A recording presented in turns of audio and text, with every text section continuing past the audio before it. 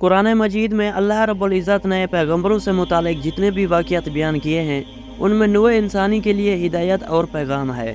کوئی واقعہ بھی مفہوم اور معنی سے خالی نہیں۔ ان میں ایک مشہور اور معروف واقعہ اللہ کے پیغمبر حضرت موسیٰ علیہ السلام کا حضرت خضر علیہ السلام سے ملاقات کا ہے، جسے سورہ کہف میں تفصیل کے ساتھ بیان کیا گیا ہے۔ اس واقعے میں اللہ نے حضرت خضر علیہ السلام کے ذریعہ اپنے کارخانہ مشیت میں رونما ہونے والے حادثات میں سے چند ایک پر سے پردہ اٹھایا ہے۔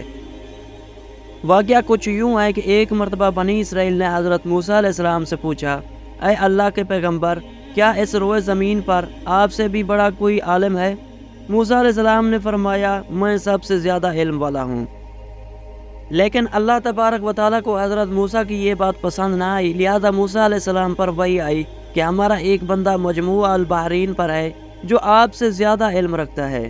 اس پر حضرت موسیٰ علیہ السلام نے اللہ سے درخواست کی کہ انہیں اس شخص سے ملاقات کرنی ہے تاکہ انہیں جو غیر معمولی علم عطا ہوئی ہے اس سے آپ استفادہ کر سکیں۔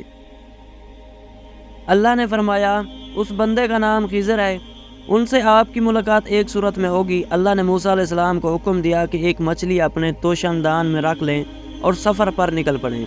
جس مقام پر یہ مچھلی گم ہو جائے گی اسی مقام پر وہ شخص ملے گا۔ لہذا موسیٰ علیہ السلام نے مچھلی کو اپنے ضمیر میں رکھا اور اپنے خلیفہ یوشع بن نون کو لے کر اس شخص کی تلاش میں نکل پڑے۔ چلتے چلتے جب آپ ایک دریا کے ساحل پر پہنچے تو آرام کرنے کے لیے وہاں کچھ دیر لیٹ گئے اور حضرت موسیٰ کو نیند آ گئی۔ اچانک وہ مچھلی ٹوکری میں تڑپنے لگی اور اچھل کر اس دریا میں چلی گئی۔ آپ کے خلیفہ حضرت یوشع نے دیکھا کہ وہ مچھلی جس جگہ گری وہاں پانی ساکت ہو گیا اور ایک راستہ بن گیا۔ جب حضرت موسیٰ علیہ السلام بیدار ہوئے تو حضرت یوشع انہیں یہ عجیب واقعہ بتانا بھول گئے اور دونوں آگے چل دیے۔ جب دوسرے دن یاد آیا تو حضرت یوشع نے آپ کو سارا واقعہ سنا دیا۔ لہذا حضرت موسیٰ علیہ السلام سمجھ گئے کہ یہ وہی مقام تھا جہاں اس مرد صالح سے ملاقات ہونی تھی۔ لہذا آپ دونوں واپس اسی راستے پر لوٹے اور اس مقام پر پہنچے تو دیکھا کہ وہاں ایک چٹان پر چادر اوڑھے ایک شخص بیٹھا ہے۔ وہ شخص حضرت خضر علیہ السلام تھے۔ حضرت موسیٰ نے انہیں سلام کیا اور اپنا تعارف کروانے کے بعد فرمایا کہ مجھے آپ وہ خاص علم سکھا دیں جو اللہ نے آپ کو عطا فرمایا ہے۔ حضرت خضر نے کہا، اے موسیٰ، یہ ممکن نہیں کیونکہ آپ صبر نہیں کر پائیں گے۔ لیکن حضرت موسیٰ علیہ السلام نے اصرار کیا اور کہا، انشاءاللہ آپ مجھے صبر کرنے والا پائیں گے۔ حضرت خضر نے کہا، تو پھر ایک شرط ہے کہ جب تک آپ میرے ساتھ رہیں گے کسی معاملے میں مجھ سے سوال نہیں کر سکتے جب تک کہ میں خود آپ کو اس کی حقیقت بیان نہ کر دوں۔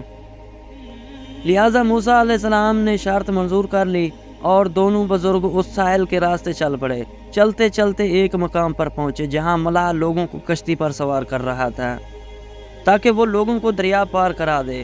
جب اس ملاح نے حضرت خضر کو دیکھا تو پہچان لیا کہ یہ اللہ کے ایک نیک بندے ہیں، لہذا اس نے آپ دونوں سے کوئی کرایہ نہ لیا اور اپنی کشتی میں سوار کر لیا۔ جب کشتی چلنے لگی اور دریا کی لہروں کے درمیان پہنچی تو حضرت خضر نے اس کشتی کا ایک تختہ توڑ دیا جس سے کشتی میں سوراخ ہو گیا۔ اس پر حضرت موسیٰ علیہ السلام نے کہا، اس ملاح نے آپ کے ساتھ اتنا اچھا سلوک کیا اور بدلے میں آپ نے اس کی کشتی توڑ ڈالی، یہ آپ نے بہت برا کام کیا۔ اس پر حضرت خضر علیہ السلام نے کہا، میں نے آپ کو پہلے ہی کہا تھا کہ آپ صبر نہ کر سکیں گے۔ لہٰذا حضرت موسیٰ نے معذرت کی اور کہا کہ میری اس غلطی کو درگزر کر دیجئے، میں اپنا وعدہ بھول گیا تھا۔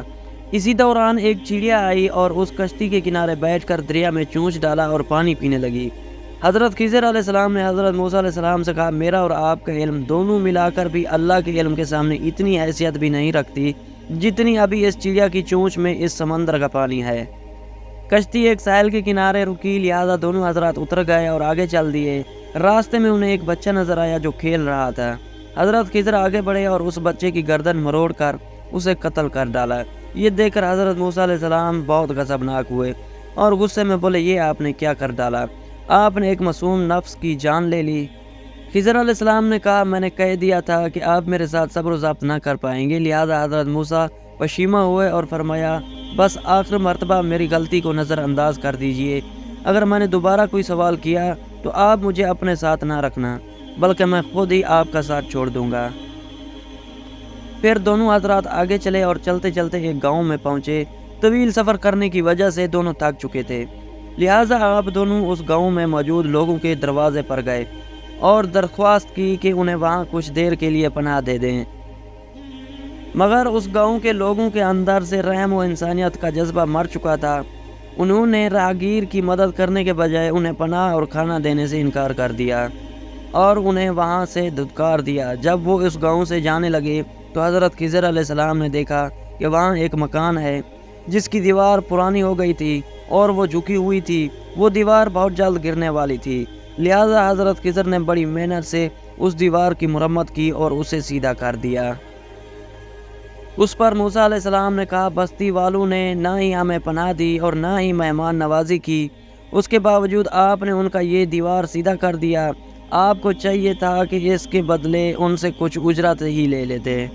لہذا حضرت خضر علیہ السلام نے فرمایا، اب تمہارے اور میرے راستے الگ ہوتے ہیں، افسوس کہ تم سے صبر نہ ہو سکا، لیکن میں تم سے جدا ہونے سے پہلے ان کاموں کی وجہ بتا دیتا ہوں جو میں نے کیے۔ اس کشتی کو توڑنے کی وجہ یہ تھی کہ وہ ملاح اپنی کشتی لے کر ایک ایسی جگہ سے گزرنے والا تھا جہاں ایک ظالم بادشاہ کی حکومت ہے، اور وہ ان علاقوں سے گزرنے والی ہر کشتی کو ضبط کر لیتا ہے۔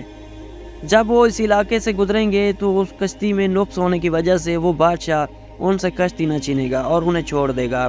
اس طرح اس غریب ملاح کا روزگار بچ جائے گا، اور وہ بچہ جسے میں نے قتل کیا وہ بڑا ہو کر ایک بدکار شخص بننے والا تھا جو کفر اور سرکشی کرتا اور اپنے ماں باپ کے لیے آفت بن جاتا۔ لہذا بحکم الہی میں نے اسے قتل کر دیا تاکہ اس کے ماں باپ اس کے فتنے سے محفوظ ہو جائیں، اور اب اللہ بدلے میں انہیں ایک نیک اور صالح اولاد سے نوازے گا۔ وہ دیوار جس کی میں نے مرمت کی، اس دیوار کے نیچے ایک خزانہ دفن ہے جو 2 یتیم بچوں کی وراثت ہے اور جسے اس کے باپ نے وہاں دفن کروا دیا تھا۔ اگر وہ دیوار گر جاتی تو اسی بستی کے لوگ وہ خزانہ لے لیتے، مگر اب وہ خزانہ محفوظ ہے، اور جب وہ یتیم بچے جوان ہوں گے تو وہ خزانہ انہیں مل جائے گا۔ اس طرح وراثت ان کے اصلی حقدار تک پہنچے گی۔ یہ سارے کام میں نے خود اپنی مرضی سے نہیں کیے، بلکہ یہ اللہ کا حکم تھا جس پر تم صبر نہ کر سکے۔ یہ وہ خاص علم تھا جسے علم لدنی کہا جاتا ہے جو حضرت خضر علیہ السلام کو اللہ کی طرف سے عطا کیا گیا تھا۔ اس واقعے سے یہ پتہ چلتا ہے کہ انسان کی ظاہری نگاہ جو دیکھتی ہے وہ اس سے اپنی مرضی کے نتائج آخذ کرتا ہے۔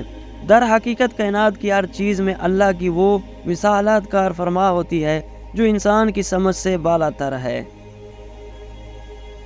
اور اللہ کے ہر کام میں بہتری کا کوئی نہ کوئی پہلو چھپا ہوتا ہے۔ اس لیے جو بھی معاملہ پیش ہو ہمیں اللہ کی رضا پر راضی رہنا چاہیے اور صبر و شکر کرنا چاہیے۔